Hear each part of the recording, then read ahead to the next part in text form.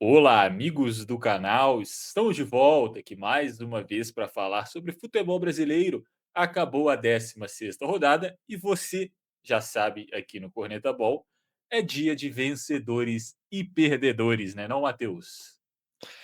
Exatamente, para quem está chegando agora e não conhece o quadro, a gente traz aqui 10 vencedores e perdedores, 5 do Bruno, 5 meus, de personagens de clubes, jogadores ou outros envolvidos na rodada que a gente considera que saíram com uma imagem positiva, independentemente do resultado do clube em si. Pode ter algum jogador que jogou bem, que se destacou, ou um time que perdeu, mas o jogador também foi bem, e vice-versa. Então, essa é a ideia do quadro. Exatamente, e hoje começaremos por quem? Por vencedores ou por perdedores? Podemos começar pelos vencedores dessa vez? E já vou puxar o meu Podemos. primeiro aqui, e já adianto que tem muitos jogadores aqui nos meus vencedores. E nos perdedores também. Mas, trazendo aqui o primeiro, eu coloquei o Arroio com o uniforme branco em São Paulo. Porque quem acompanhou a reta final da Copa do Brasil do ano passado viu que ele começou o jogo no banco de reservas, o Sinisterra foi o titular, que machucou.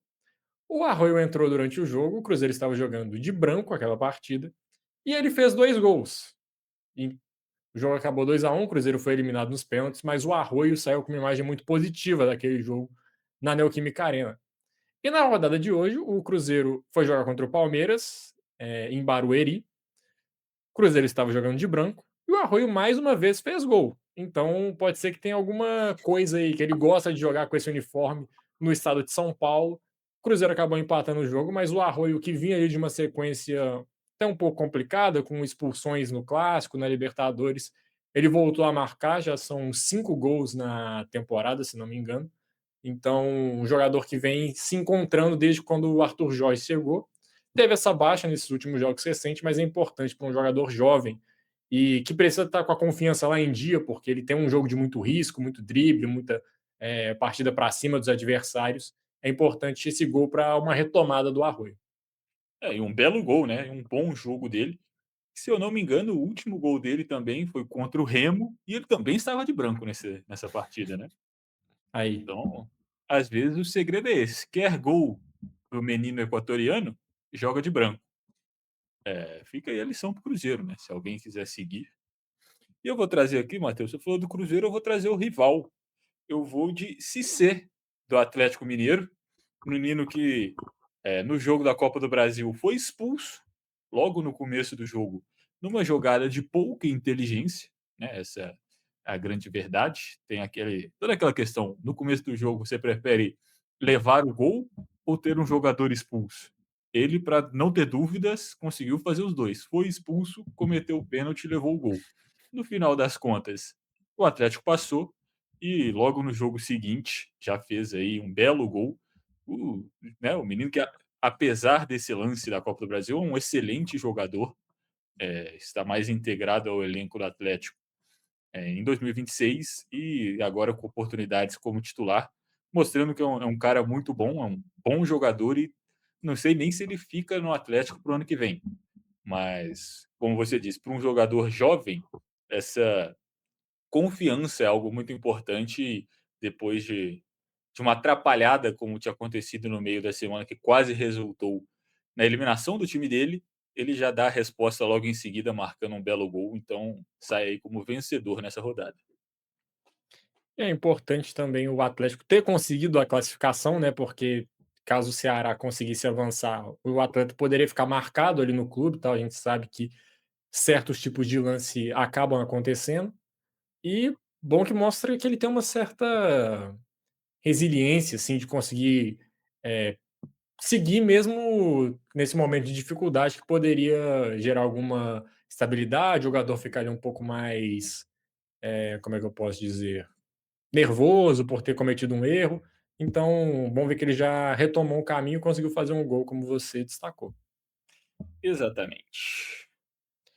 Trazendo mais um aqui, o pai do Santos, perdão, Breno Lopes, que fez 2 gols hoje contra o Santos jogando pelo Curitiba. Ele que já tinha feito o gol do título do Palmeiras numa final de Libertadores contra o próprio Santos, do Cuca, que voltou ao clube agora de novo. Então, ele é um jogador ele que pode não ser o jogador mais técnico do mundo, acabou saindo do Palmeiras, mas para o Curitiba ele é um jogador importante. Nesse jogo foi muito útil, fez 2 gols, arrumou treta com o Neymar. E se o Ancelotti estava vendo esse jogo pensando: "Não, deixa eu ver o desempenho do Neymar", se não tivesse já fechado a pré-lista, eu diria de que Breno Lopes teria uma chance, porque deve ter impressionado o homem. E ainda provocou a torcida, né. Além de tudo, ainda apontou para a tatuagem da Taça da Libertadores que ele conquistou em cima do Santos, como você disse. Mas a questão, Matheus, puxando meu próximo vencedor, é que este não foi o lance mais marcante dessa partida. É que tivemos talvez a inédita substituição culposa de Neymar, onde não há intenção de substituir o jogador. Para quem não assistiu a partida ou para quem não sabe, o Neymar sentiu alguma coisa, o Santos estava indo fazer sua última substituição, era para entrar o Robinho Júnior no lugar do Escobar, e aí existem divergências das fontes, né? O quarto árbitro fala que o auxiliar do Santos disse que ia trocar o Neymar, que estava sentindo no lado de fora, porque era a última substituição do Santos, que mantia o Escobar e trocava o Neymar porque ele estava lesionado. O auxiliar do Santos falou que, na verdade, ele tinha dito para esperar para ver a situação do Neymar, para não fazer a substituição ainda. O que interessa no final é que subiu a plaquinha saindo do Neymar, entrando o Robinho Júnior, que entrou rápido no campo, o jogo voltou, e quando o Neymar viu, ele já estava de fora. Ele não podia voltar, o que eu acho que é um erro. Se a arbitragem viu ali, putz, o papelzinho estava incorreto, não mudou nada no jogo, para, volta 10 segundos e corrige a substituição, não ia mudar nada para a partida. E eu acho que é, o árbitro numa partida de futebol é um ser humano, justamente porque ele não precisa seguir a regra ao pé da letra em situações onde o bom senso pode prevalecer. Para mim, o principal erro. Mas o vencedor disso tudo é o próprio Neymar. Porque, assim, ao que tudo indica, ele recebeu a informação que ele vai ser convocado amanhã, tá todo felizinho, saiu do jogo com uniforme da seleção brasileira, uma jaqueta e um boné, a camisa, tudo do Brasil. E assim, fez uma partida ruim. O Santos tomou um 3-0 do Curitiba num jogo que eles levaram para a Neoquímica Arena, fazendo toda uma festa para ser tipo, esse é o jogo que vai garantir a convocação do Neymar, logo antes, né, do dia que o Ancelotti vai anunciar a lista. Ele faz uma partida abaixo e ninguém está nem falando. Todo mundo está falando da substituição culposa do Neymar e colocando ele como vítima do jogo. Tem gente até falando que isso mudou o cenário da partida, quando estava 3-0 no meio do segundo tempo, Curitiba. Então, ele que provavelmente seria criticado depois dessa partida, agora virou vítima. Então, para mim, ele é o vencedor nessa situação toda. Exatamente, a gente estava até conversando antes de começar a gravação de que isso tirou todo o holofote do jogo, assim, de como é que foi a atuação do Neymar, a atuação do próprio Santos, ficou todo mundo discutindo a questão da substituição e concordo com você, tipo, não foi a saída do Neymar que mudou o preço do dólar nesse jogo. O Curitiba estava ganhando de 3-0 fora o baile. Então, assim, não tem o menor cabimento cogitar essa hipótese aí. Podia colocar até outros jogadores do Santos que fizeram partidas tenebrosas aqui que ninguém tá nem falando. Mas já coloquei aqui o Neymar como vencedor, não vou ficar botando um monte também. Exato. Trazendo mais um vencedor aqui, outro jogador da minha lista, que é Arthur Cabral, meteu um hat-trick contra o Corinthians, Botafogo ganhou por 3-1. E ele foi um jogador que, quando voltou, eu tinha muita expectativa, porque eu achava ele um bom centroavante, um cara que poderia ajudar o time, mas a verdade é de que até agora ele não esteve no nível do jogador que saiu, que ele veio substituir, que no caso era o Igor Jesus, que era um atacante muito bom ali, ajudava muito o Botafogo na campanha de 2024, em 2025 também, antes de ser vendido, estava jogando bem. O Arthur Cabral veio, mas também não estava conseguindo ter tanto destaque. Mas nessa partida ele fez 3 gols e quem sabe pode ser uma retomada, porque, como já falei, ele é um bom centroavante, ele tem qualidade para jogar. acredito que num cenário ideal de temperatura e pressão, ele pode figurar entre os 5 melhores atacantes do futebol brasileiro, jogando máximo, entre os 10 talvez. Acho que os 5 tem discussão, entre os 10 acho que certamente ele estará. E um jogador marcar 3 gols para um centroavante é sempre bom, né? Pode dar aquela confiança que está precisando, ainda mais um time tão bagunçado quanto o Botafogo. Precisa de um centroavante capaz de definir partidas. É, assim, e não foram qualquer 3 gols, né, foram golaços que ele marcou, mostrando uma característica dele, que é a boa finalização, ele é um excelente finalizador. Eu não sei se qualidade seria a palavra que eu usaria para botar como característica, né, porque ele é aquele centroavante caneludo, oportunista e bom finalizador. O problema é que, nem sempre o Botafogo consegue criar oportunidades para ele mostrar essa qualidade que ele tem na finalização. eh, Nesse jogo nem precisou criar muito, né, ele pegou a bola no meio de campo, conduziu e chutou. Então, uma partida muito feliz. Concordo que é um jogador que chegou com muita expectativa, né, eu acho que quando anunciaram até a saída do Igor Jesus e a chegada dele, tinha gente tratando como se fosse uma melhora na posição. Isso porque o Igor Jesus já era um dos melhores jogadores do país na função. Então o Arthur Jorge, que tinha sido artilheiro aí, no Benfica, em outros clubes na Europa, eu acho que está Arthur devendo um Cabral. pouquinho. O Arthur Cabral, o que eu falei? Arthur Jorge. É, Arthur Jorge não. O Arthur Cabral que estava o botafoguense gostaria da volta do Arthur Cabral, eu imagino, Do mas Arthur Jorge. o Arthur Jorge, Arthur Cabral, bom atacante, vencedor aí da rodada. Vamos pra frente que eu tô me complicando E, aqui. e Arthur Jorge, bom treinador também. Bom treinador. Os 2 são bons. O Botafogo gostaria de ter os 2. Tem um, tá Exato. funcionando pelo menos. Eu vou trazer aqui mais um atacante, outro também do Rio de Janeiro, o de John Kennedy, que marcou aí mais um gol. Se eu não me engano, são 4 partidas seguidas com gols de John Kennedy. E assim, é uma situação que a gente comentou recentemente, que o Fluminense era uma equipe que tinha bons meio-campistas, né? Você tinha um Savarino, você tem um Lúcio Acosta, que são jogadores criativos, são bons jogadores no meio de campo, mas que o time, desde o ano passado, sofria com a posição de atacante, de centroavante, né? Desde a queda do Cano, o Fluminense não tinha um cara ali de confiança. O John Kennedy foi emprestado, voltou, não estava tão bem. O Cano, como eu disse, né, caiu muito de rendimento. O Everaldo também não conseguiu assumir essa posição. E aí o Fluminense veio aqui em Belo Horizonte, pegou o Hulk do Atlético, mas a verdade é que, né, desde então, o John Kennedy voltou a viver um excelente momento, tem feito boas partidas, tem feito gols, e assim, não sei nem se o Hulk não chega no banco agora, né?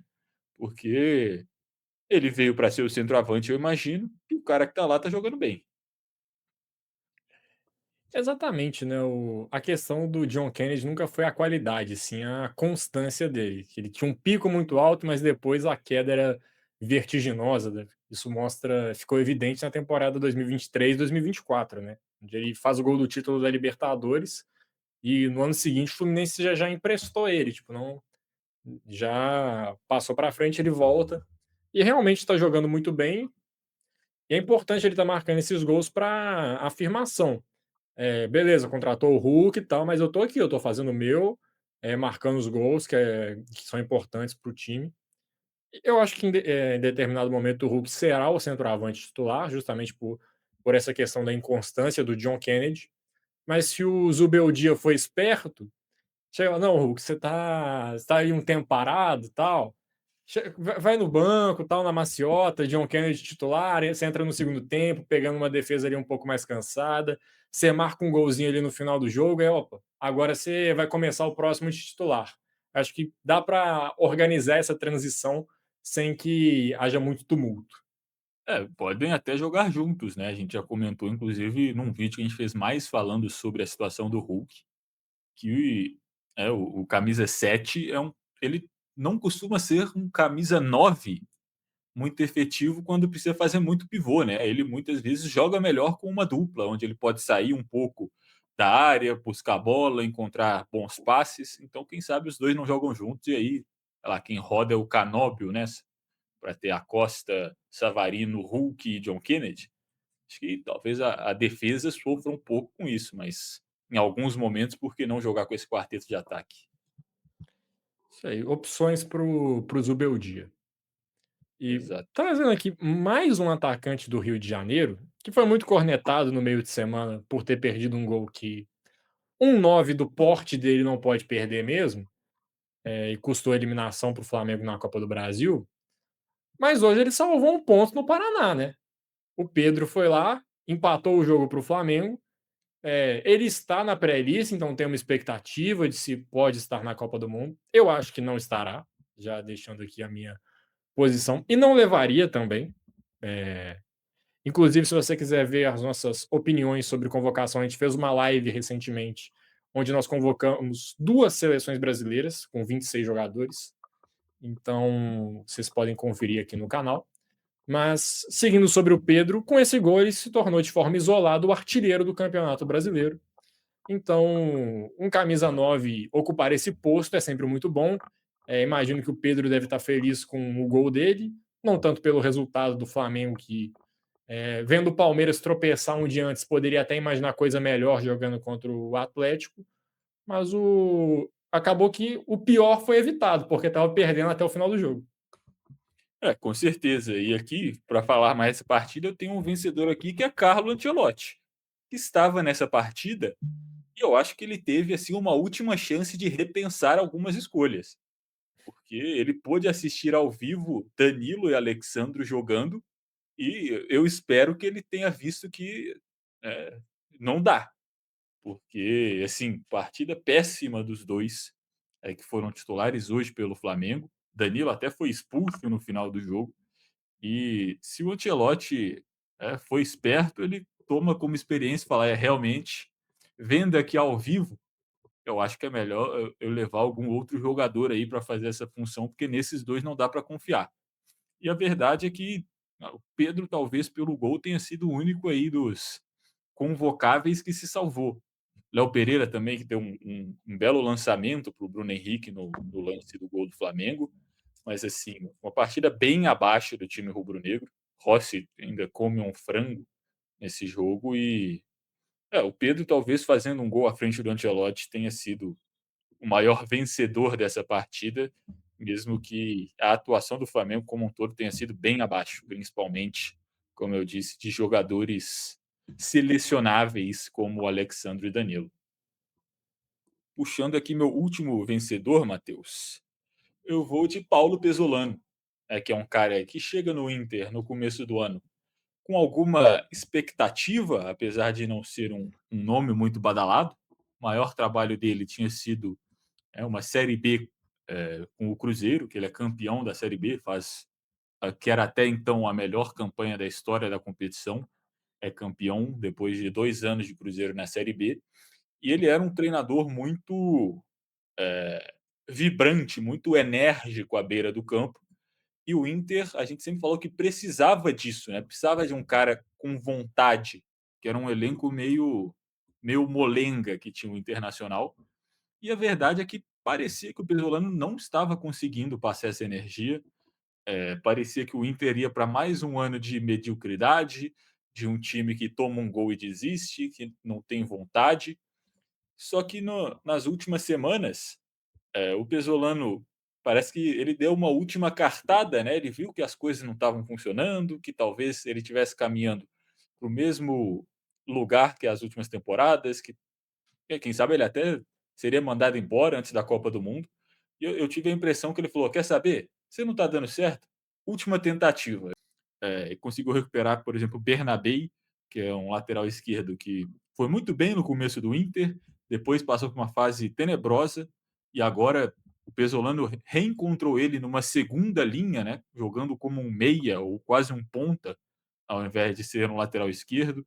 Fez um gol, uma bela partida do Inter que goleou o Vasco, que vinha num bom momento, né, no Beira-Rio, e eu pensei até em colocar o Bernabéu por essa mudança de posição na carreira que deu um novo fôlego para ele, mas eu acho que não tem como não falar de Paulo Pesolano e nas mudanças que ele conseguiu implementar nas últimas semanas, quando parecia que estava tudo caminhando ao mesmo lugar de sempre lá em Porto Alegre. E para ser justo, eu acho que essa mudança do Inter ela já tem acontecido algumas rodadas, né. Eu fui pegar o histórico aqui rapidinho enquanto você falava. Nos últimos 13 jogos, o Inter ganhou 8, empatou 4 e perdeu só um. É isso somando todas as competições. Então é um desempenho muito bom para um time que ninguém estava esperando muita coisa nessa temporada. Se o Inter conseguisse se manter na primeira divisão, eu acho que já os colorados já imaginariam que o ano estava ok, tipo assim, evitamos o pior, como ainda mais olhando como terminou a temporada passada, né? O Inter se salvou na Bacia das Almas, que é justamente o meu último vencedor também. Por tudo isso que você falou, e por mais um ingrediente foi vencer Renato Gaúcho, o maior ídolo da história do seu grande rival, o Grêmio. É, então acho que esse detalhe ainda coloca a cereja do bolo, né, no Inter, que aparentemente não vai brigar contra o rebaixamento esse ano, né. Eu acho que já está fugindo um pouco do famoso roteiro Inter, que pode dizer, ou ainda está no começo do trabalho? Eu acho que o Inter tem que seguir o caminho que está adotando nesses últimos jogos. Assim, se pensar que pode dar um passo além, a chance do time sofrer derrotas, acabar deixando escapando pontos bobos, é muito grande. Acho que o Inter tem que entender as suas limitações e, se fizer isso, vai ter uma campanha segura na Série A. Exato. Acho que o Inter acertou no treinador e tem um bom futuro, eu diria, com o Paulo Pesolano. Exato. Vamos aos perdedores? Vamos aos perdedores. Você Puxar o meu puxa o primeiro primeiro? aqui, que é a Chapecoense. Assim, caiu já, né?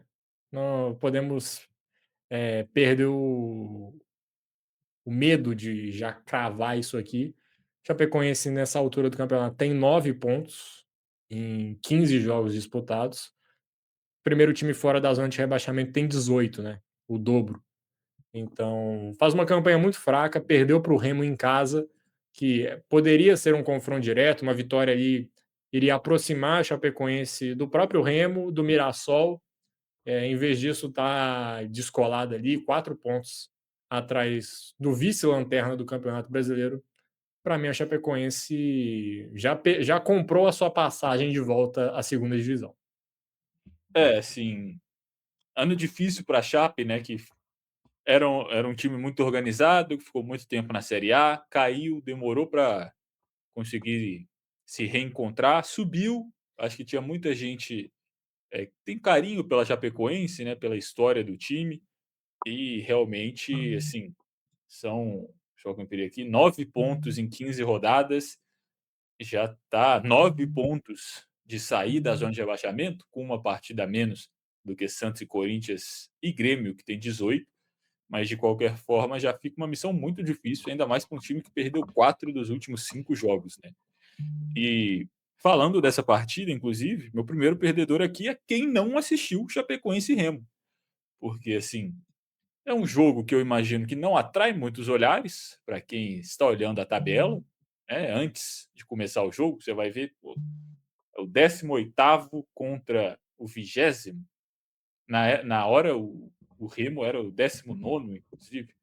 Não é um jogo que vai te atrair muito, né. Mas foi uma partida animada, 5 gols, o Remo mantendo uma boa fase, consegue aí mais uma vitória fora de casa, confronto direto e, assim, quem não quis assistir por preconceito de onde os times estavam na tabela, acabou perdendo uma partida aí de 5 gols, legal de se assistir. Exatamente. No fim, quem acabou vendo esse jogo foi mais a torcida da Chapecoense do Remo mesmo. É, e quem não assistiu perdeu. Exato. Então, grande parte dos amantes de futebol são perdedores. Exato. Trazendo o meu segundo perdedor aqui, e só um adendo. Eu concordei com o que o Bruno falou sobre Santos e Curitiba, de que ali a situação tirou o foco do jogo, mas não posso deixar de destacar o Santos aqui, né? Mandou o jogo para a Neoquímica Arena, com um clima meio de jogo festivo, o Neymar chorando no hino nacional, e aí, é a despedida dele do Santos, será que ele vai continuar jogando no clube? Só que esqueceram de combinar com o Curitiba, né? Tomaram 3-0 e fora o baile. Curitiba faz uma excelente campanha, o Santos só não está na zona de rebaixamento porque o Corinthians tem uma campanha pior, ali no detalhe, porque em pontos os dois estão empatados. E tá difícil para o Santos, hein? Esse jogo aí que eles armaram como se fosse num clima meio amistoso ali de festa. Curitiba foi lá e 3-0. Exato. E o treinador do Curitiba, né, o Fernando Seabra, até falou isso em entrevista. Falou que armaram um circo ali, se sentiu desrespeitado e que eles não iam se pintar de palhaços para dançar para o público que estava ali, não. Já botaram água nesse chopp logo no começo. Né, o gol do Curitiba acontece antes dos 10 minutos, o primeiro do Breno Lopes. E acho que se a convocação do Neymar já não estivesse aparentemente assegurada, talvez ele tivesse ficado ainda mais triste com todo o roteiro que aconteceu, né. Acho que a saída dele, meio feliz com as roupas da seleção, o entregou nesse quesito. Mas a imagem para o público em si, com certeza, não ficou muito positiva, principalmente para o torcedor que foi lá, né. Acho que esse sim é um grandíssimo perdedor. Puxar aqui mais um perdedor, falando de torcida, eu vou com a torcida do Botafogo, porque assim, o Botafogo viu o seu atacante fazer um hat-trick, ganhou uma boa partida contra um Corinthians que estava embalado, aparentemente encontrou um bom treinador, quando muita gente duvidava, o Franklin Carvalho vem fazendo um bom trabalho à frente do time, e mesmo assim, não param de sair notícias negativas, né, sobre o Botafogo. A desse jogo, por exemplo, é que o Danilo pediu para não jogar. Ele já tem 12 jogos, ele falou: "Ó, não vou jogar não. Eu quero sair para a Europa, mas se não tiver uma proposta boa, eu saio aqui para o Brasil mesmo". Então, ainda tem a convocação da Copa do Mundo, provavelmente, ele estará nessa convocação, também quis se preservar por causa disso, mas, ao que o próprio treinador, né, o Franklin Carvalho, deu a entender na coletiva, o Danilo pediu para não jogar, porque ele pensa sim em sair do clube, depois da Copa do Mundo. Provavelmente não veremos, o Danilo jogar, mais uma partida pelo time carioca, e aí quem sabe, né, com certeza os outros 19 clubes do Brasil estão de olho. Nem todo mundo vai ter o dinheiro para comprar. Eu acredito, inclusive, que o Danilo volte para a Europa, porque ele tem futebol para isso. Mas, assim, o Botafogo, nem quando vence e tem seu camisa 9 fazendo um hat-trick, consegue dar uma tranquilidade, nem que seja por um dia para o seu torcedor, que não para de ver notícias ruins saindo na mídia. Pois é, o Danilo, se estiver convocado amanhã, terça-feira ele já tá na Granja Comari se apresentando para a Copa do Mundo. Não vai nem querer saber dos outros jogos. E, assim, o Botafogo, que até conseguiu ter uma blindagem um pouco maior nesse primeiro momento, de todos os problemas fora de campo, mas eu acho que pós janela de transferências, o buraco vai ser um pouco mais embaixo, justamente por essa questão. Alguns jogadores dos principais devem se movimentar e não seguir no clube. Uma perda gigante se o Danilo for embora, ele que é um dos melhores jogadores do país hoje. Já perdeu o Barbosa, né, já falou em 2023 que vai sair, Danilo, tá perdendo os pilares, justamente num momento que parece que encontrou um bom treinador depois de algum tempo, um bom atacante e algumas boas peças, mas, não parece que a gente vai ter um final feliz lá no Rio de Janeiro. Exato. E trazendo aqui mais um perdedor, eu estava na dúvida entre Sosa e Felipe Anderson, jogadores do Palmeiras que acabaram saindo machucados na partida.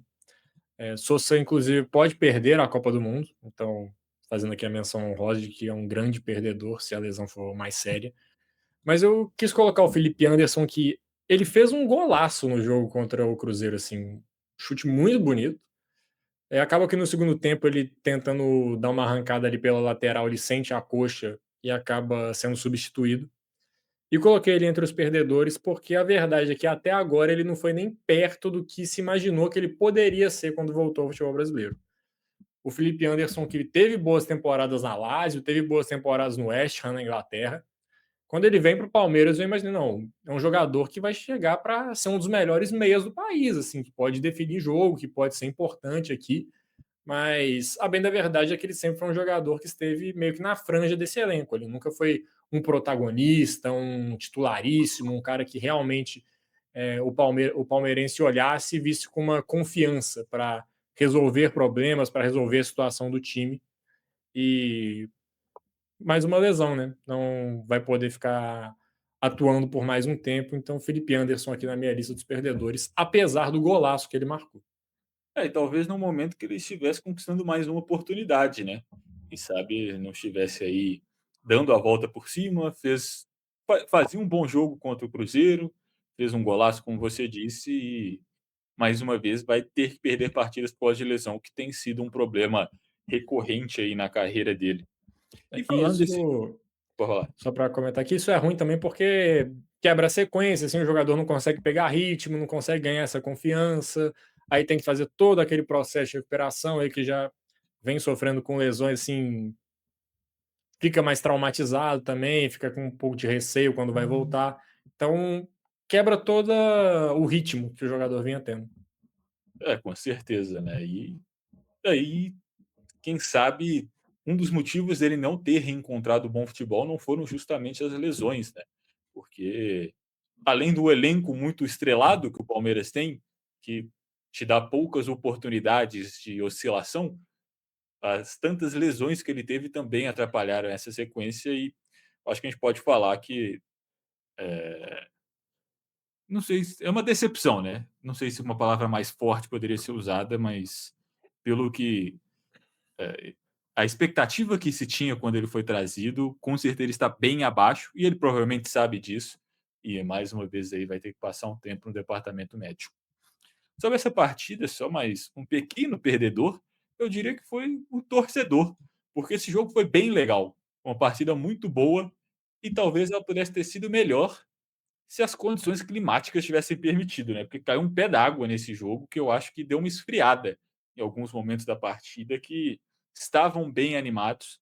Então, foi um jogo muito legal que eu acho que poderia ter sido ainda melhor se São Pedro tivesse colaborado um pouquinho, mandasse a chuva no intervalo ou depois da partida, ao invés de começar o segundo tempo e os repórteres, né, a transmissão falou que chegou um ponto ali que a galera não estava vendo alguns palmos à sua frente e a partida estava acontecendo. Com certeza isso atrapalhou, apesar de que a drenagem do gramado, a drenagem do gramado tem que ser elogiada, porque poça d'água não deu em nenhum momento.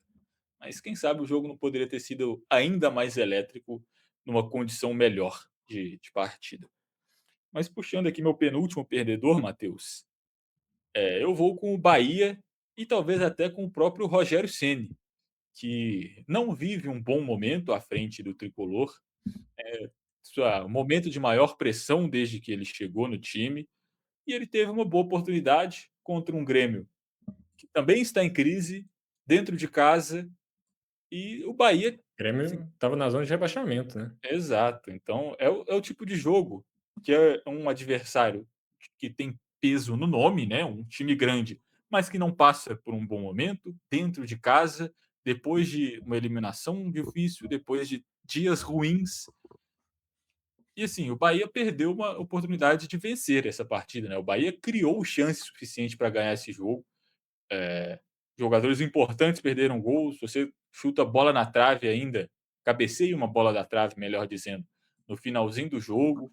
Então eu acho que o Bahia criou o suficiente para ganhar, talvez se essa vitória tivesse tirado um pouco da pressão que o clube vem sofrendo, o time saiu do G4 com esse resultado, então assim, eu acho que é um empate com muito sabor de derrota para o Bahia, para o Rogério Ceni, que perderam a oportunidade de não resolver os problemas, mas pelo menos dar uma acalmada nos ânimos ali em Salvador. E viu o time ser superado pelo Curitiba, que a gente já destacou aqui antes, e pelo Bragantino, que também venceu na rodada. O Bahia não só saiu do G4, como do G6, está na oitava posição nesse momento na tabela e talvez é a situação onde o Rogério Ceni está mais pressionado no comando do Bahia desde quando ele chegou. Resta a dúvida porque a gente não sabe como que é a metodologia do Grupo City com esse trabalho específico no Bahia. É, o exemplo máximo que eles têm ali é o Guardiola e assim, o Rogério Ceni não é o Guardiola brasileiro, então não sei se ele vai ter o mesmo prestígio que o técnico espanhol tem, até porque o Guardiola teve uma temporada abaixo e na outra também já ganhou 2 títulos e está disputando o título da Premier League de novo. E o Bahia não chegou perto de disputar nenhum desses grandes títulos até agora, né? Foi eliminado da Copa do Brasil, caiu na pré-Libertadores esse ano e no Campeonato Brasileiro parece que vai ser mais do mesmo desde quando o Grupo City chegou, que ali briga por vaga em Libertadores.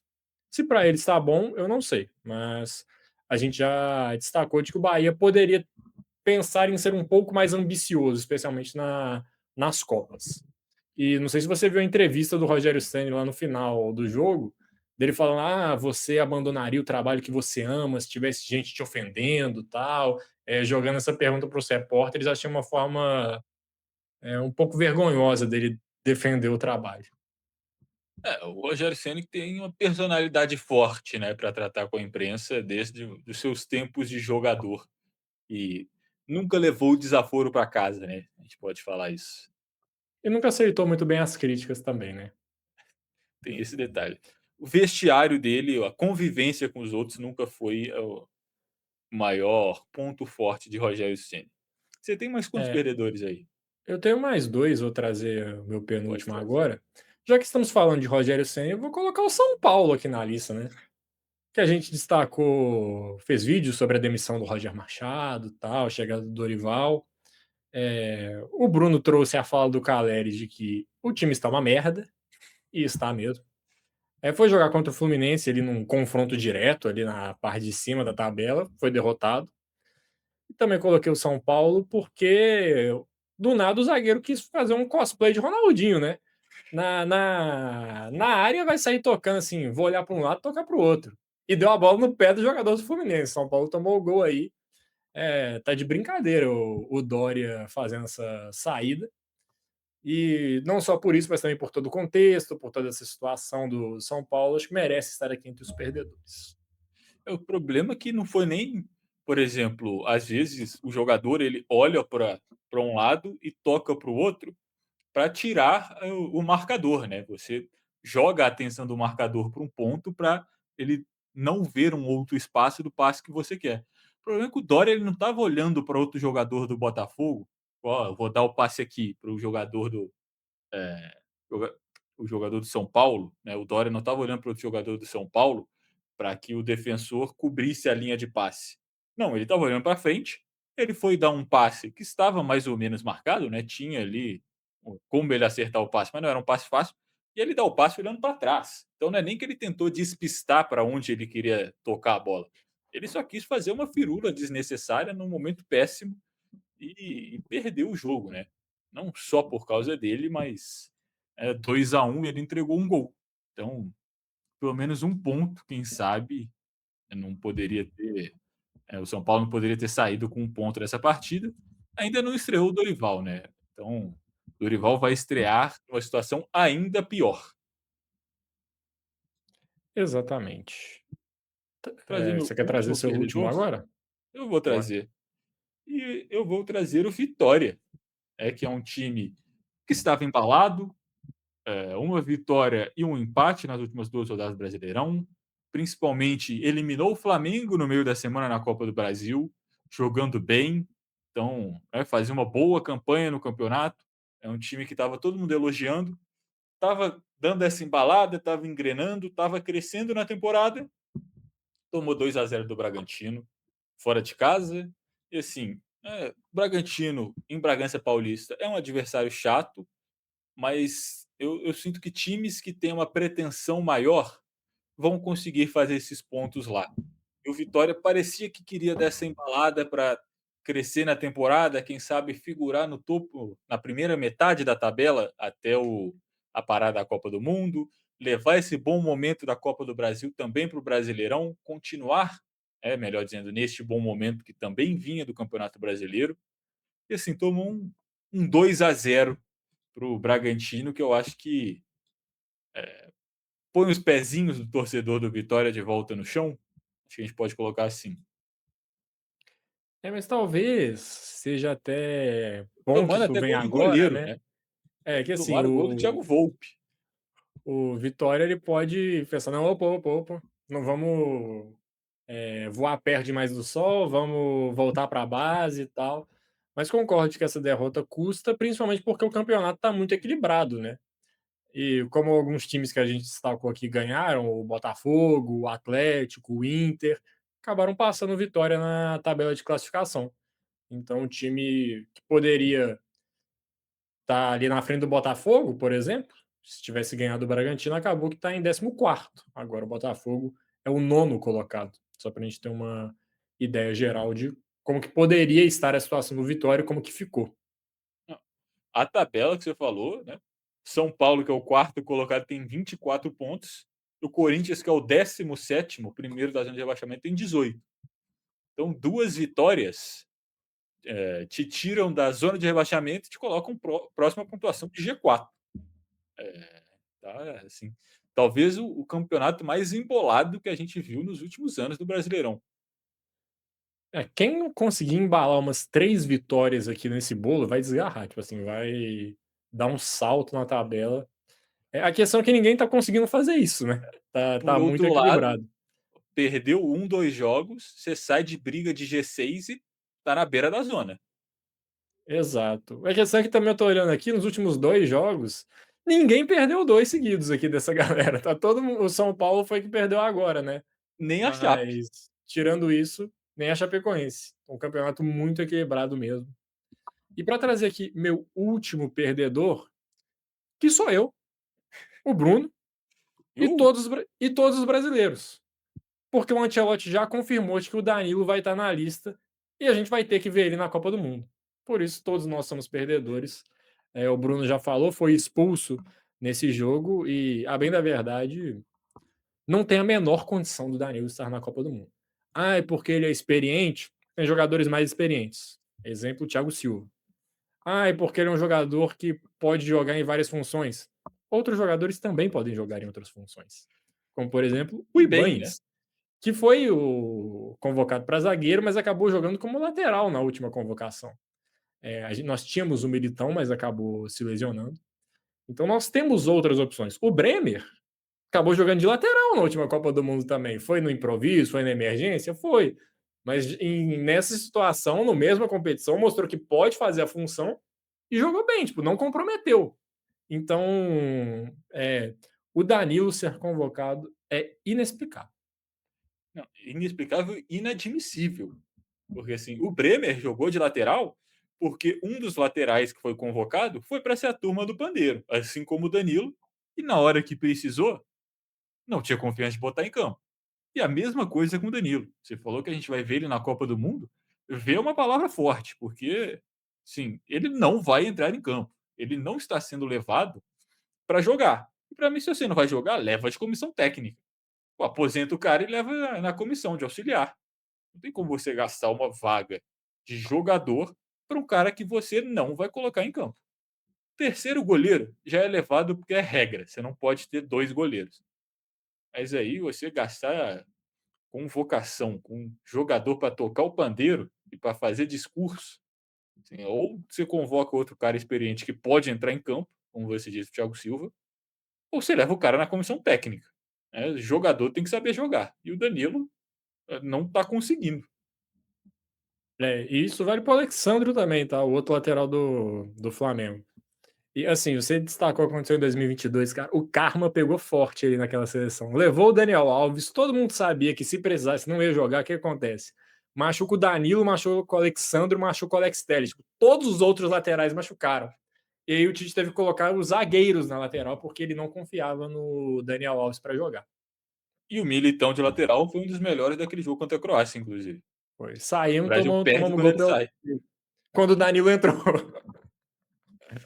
Então, infelizmente, mais uma vez vamos ter que ter a possibilidade de existir essa situação. Né? A gente torce para que Não só o Danilo não entra em campo, como ele não precise que ele entre em campo em nenhum momento, porque infelizmente essa guerra a gente já perdeu e todo mundo sabe que ele vai ser convocado. Exato.